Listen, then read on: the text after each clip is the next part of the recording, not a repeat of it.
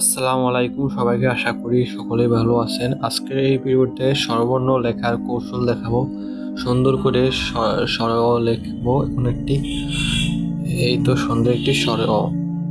তারপরে এখন স্বরে আ লিখবো।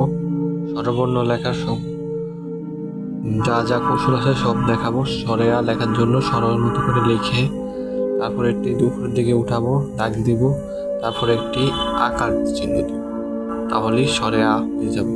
তারপরে লিখবো রস্বই। রস্বই লেখার জন্য প্রথমে একটি মাত্রা দিব, তারপরে নিচের দিকে নিয়ে হালকা একটু গোল করে সোজা করে দিয়ে উপরে মাত্রা দিয়ে দিলে দীর্ঘই হয়ে যাবে। তারপরে আবার মাত্রা দিব, তারপরে মাত্রা দেওয়ার পরে দীর্ঘইর মতো করে লিখব। দীর্ঘই লেখার জন্য হালকা একটু বাঁকা করে নিচের দিকে দিলে আবার উপরের দিকে উঠিয়ে মাত্রা দিলেই দীর্ঘই হয়ে যাবে। তারপরে আমরা লিখবো রস্যাউ। রস্যাউ লেখার জন্য নিচের দিকে নিব, আকার দিব, নিচের দিকে মাত্রা দেব, আকার একটু বাঁকা করবো, তাহলেই রস্যাউ হয়ে যাবে। তারপর আমরা লিখব দীর্ঘাউ।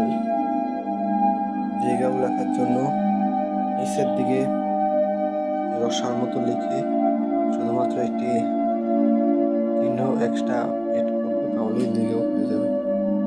তারপরে লিখব রি। রি লেখার জন্য বর মতো করে লিখবো, বর মতো করে লিখে নিচে একটি দাগ দিয়ে উপরে উঠিয়ে দিলেই রি হয়ে যাবে।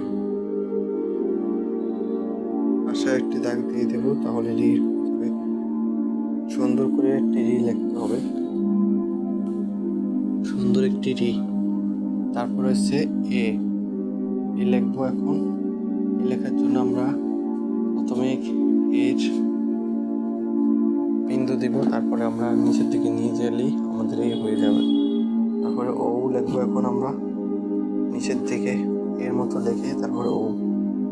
এটাকে আবার পুনরায় লিখবো, পরে সুন্দর করে সব লিখে তারপরে আমরা লিখবো ও। ও লেখার জন্য আমরা হালকা একটু বাঁকা করে উপরের দিকে উঠিয়ে দিলে ও হয়ে যাবে। আমরা আবার দেখাচ্ছি। ও লেখার জন্য হালকা একটু বাঁকা করে উপরের দিকে উঠিয়ে দিলি ও। তারপরে ও। ও লেখার জন্য নিচের দিকে নিয়ে ওর মতো করে লিখে তারপরে উপরে মাত্রা দিলি ও। আজকের ভিডিও এ পর্যন্তই। আশা করি আবার রিটা লিখে দিকে দেখাচ্ছে, যেহেতু রিটা একটু ভুল হয়েছে।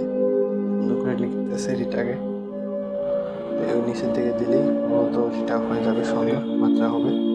আজকের ভিডিও এ পর্যন্তই। আশা করি সকলেই ভালো আছো। আর বেশি বেশি বর্ণমালা অনুসরণ করলে হাতের লেখা তোমাদের সুন্দর হয়ে যাবে। ঠিক আছে।